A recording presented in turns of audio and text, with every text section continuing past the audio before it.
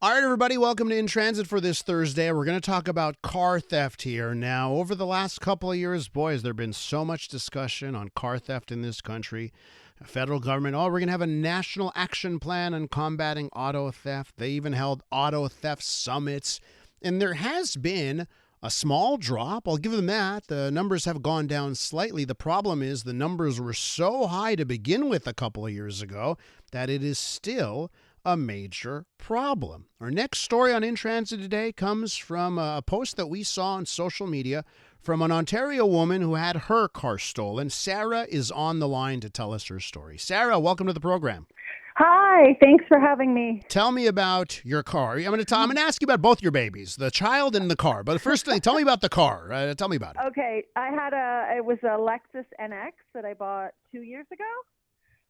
It was sort of something I'd been wanting for a long time, middle-aged treat to myself. My kids are almost grown up, and I thought, they're not going to be putting Cheerios and Cheddar Bunnies all over the back seat, so I went for it. So you treat yourself in life. You've earned it, by the way, Sarah. You've earned it. I don't know if I've earned it, but I was lucky enough to have it. But you're not alone. Lots of people have this vehicle, right? And and now tell me about your daughter, right? That you bring to Montreal. Tell us about your lovely daughter and why you came to our city.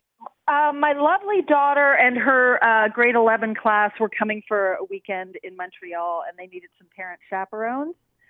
And I thought I would like to be there, and I love Montreal. My parents are both from Montreal, so I've visited a lot. But yeah, I thought instead of flying, I would drive to save money, and I just find it a little more relaxing than going through an airport. And so, yeah, I drove, and the last time I saw my car was when I parked it, when I arrived that night. Okay, so let's talk about where you parked, Okay, sorry. No, I parked in the Plateau, like right around the corner from the Airbnb that I was staying at, which was on Prince Arthur. I arrived kind of late, and I just started unpacking my bags, and I knew that I was on a residential street, so I thought, tomorrow I'll probably get ticketed, so I better move tomorrow. But it was late at night, and I honestly was kind of tired, and it was really rainy, and so I just left it there, and that was the last time I saw it. Oh, geez. Well, yeah, they took care of that. They took care of the ticket problem pretty easily for you. Right? I thought that it had been towed. When I went back the next day and it was gone, I was like, oh, God, they must have towed it. Tell me what you do. So you get to the spot and you're you're visiting a city. You go to where your car, you thought it was. It's not there. What do you do at that point? I went back into the Airbnb and I looked up. I was convinced it was towed. I just looked up, the tow truck. I can't remember what it's called. There's a website where you can put in your license plate if your car's been towed. And I put in my license plate, and it didn't show up. And then I put in the address of where it was, and it also didn't show up. So then I was a bit nervous, so I called the number, and they said, sometimes the police will tow them if there's roadworks. And there was a lot of construction going on. Mm-hmm. So then I called the police, didn't get through, asked ChatGPT what to do, and they said, call and report your car missing because then you'll get through. So then I called a different number, and I said my car was missing, and they said, okay, somebody's going to come. Waited a couple of hours, still nobody came, and then I called again, and then at around 6 p.m. that next day, 2 officers came and took down my sad story. So much for a fun weekend in Montreal. I know, right? When you speak to officers, what do they tell you? Like, this car's gone, lady? What do they tell you? They wanted to know if I had tracking in it, which I didn't, which I was on my list of things to do, and I feel really stupid that I didn't get that put in because insurance was like put in tracking, and then I don't know, it wasn't that I didn't want to, I just kept forgetting to do it. Yeah. Well, if I can vouch for you, Sarah, let me just vouch for you for a second. You bought a high-end luxury vehicle, all right? It's a beautiful car. Technology exists. Other manufacturers just build it in, by the way. You can actually make a car that can't be stolen.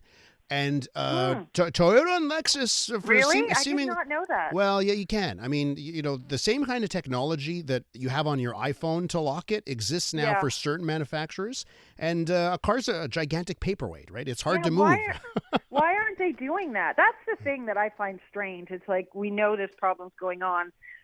we know where the cars are leaving from, and yet it can't be stopped. Let me ask you this, because we may be able to explain it, okay, after this next question. Sure. You're going to get a check from your insurance, right, from your insurance company. What car will you buy next?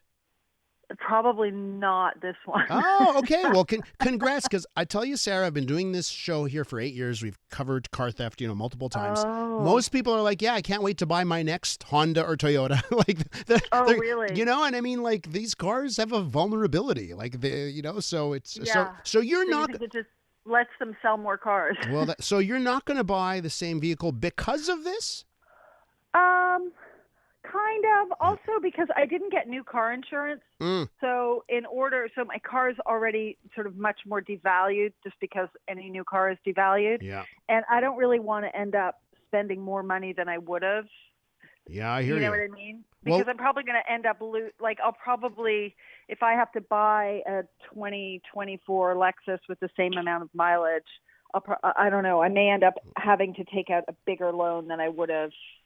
I hear you. Otherwise, and I don't know, I'm just kind of over it. I'm like, maybe it's not so great having a really nice car. Sarah, I'll tell you this: fight with the insurance company. Make sure you get every single cent, because they'll try and lowball you. By the way, like they'll say, "Oh, it's only worth this amount," but go do the research. Go see just exactly, because I keep hearing that the used market, especially for SUVs like yours, has been pretty resilient. So make sure you get every single cent. Right? Don't accept that. Now, is it a fait accompli here? Is this car's gone, never to be found again? Have you? Well, the insurance company told me that they will in 20 days they'll make me an offer. They wait 20 days to see if it can be found. Gotcha. But I don't think it's going to be found. I had all my kids, like my daughter's friends, roaming the neighborhood looking for it because they said, they'll park it for a couple of days. And I saw a lot of people on the social media saying the same thing. They were like, "Oh, my car got stolen. I found it a kilometer away." So I had some hope, but I mean, a whole bunch of teenagers didn't find it. Here's a school trip. Send the kids over to the Port of Montreal. Hey, kids, hunt for the car at the Port of Montreal. Man. Well, listen, how was the rest of the weekend? I mean, I guess. I ended up having to stay longer because they had to get me a rental car home, and the car rental place was closed because it was a long weekend.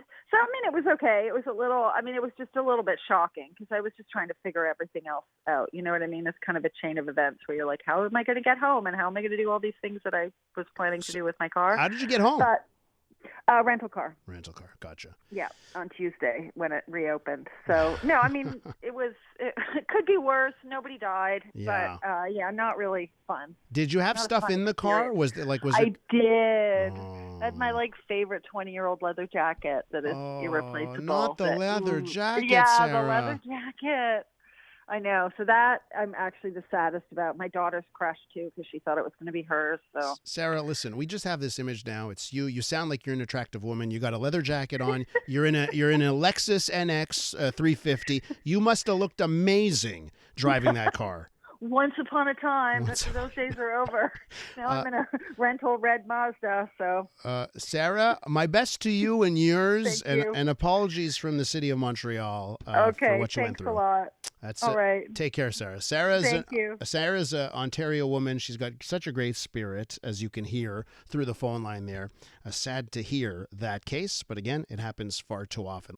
Canadian women are looking for more out of themselves, their businesses, their elected leaders, and the world around them. And that's why we're thrilled to introduce the Honest Talk podcast. I'm Jennifer Stewart. And I'm Catherine Clark. And in this podcast, we interview Canada's most inspiring women. Entrepreneurs, artists, athletes, politicians, and newsmakers, all at different stages of their journey. So if you're looking to connect, then we hope you'll join us. Listen to the Honest Talk podcast on iHeartRadio or wherever you listen to your podcasts.